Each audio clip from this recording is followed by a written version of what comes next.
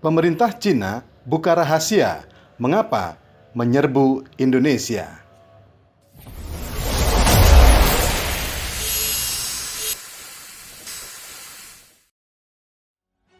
Setelah sekian lama bungkam, pemerintah Republik Rakyat Cina melalui Minister Counselor pada Kedutaan Besar Republik Rakyat Cina di Indonesia, Xi Jinping, buka rahasia mengapa warga negara Cina menyerbu Indonesia.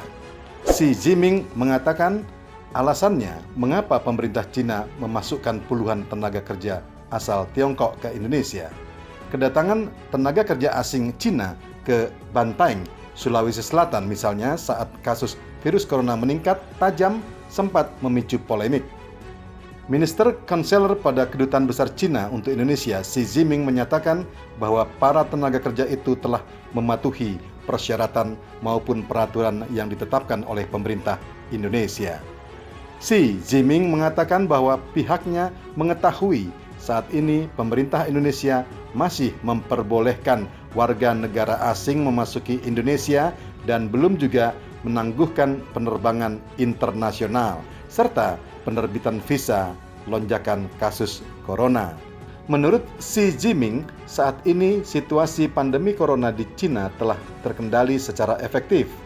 Pemerintah Republik Rakyat Cina, kata Xi Jinping, mewajibkan setiap warga negaranya untuk mengambil tindakan pencegahan dan perlindungan ketat sesuai persyaratan pemerintah sendiri maupun pemerintah Indonesia.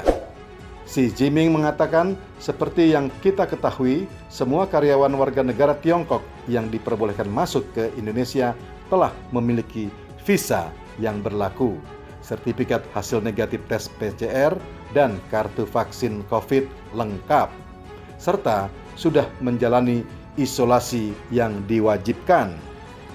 Kata Xi, ini sepenuhnya sesuai dengan aturan terbaru pemerintah Indonesia terkait dengan perjalanan warga negara asing ke Indonesia.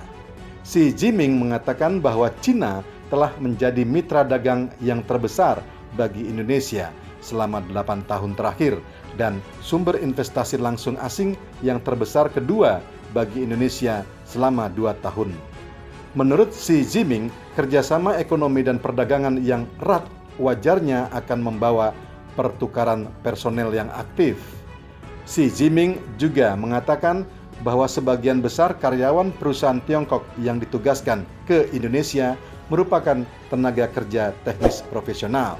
Tugas utamanya adalah menyelesaikan masalah teknis yang profesional dalam pembangunan proyek, di mana proyek yang dikerjakan ini berdampak positif terhadap perkembangan ekonomi Indonesia. Kedatangan 20 tenaga kerja asing Cina itu mengundang kritik di tengah kebijakan PPKM darurat akibat lonjakan kasus COVID-19 di dalam negeri.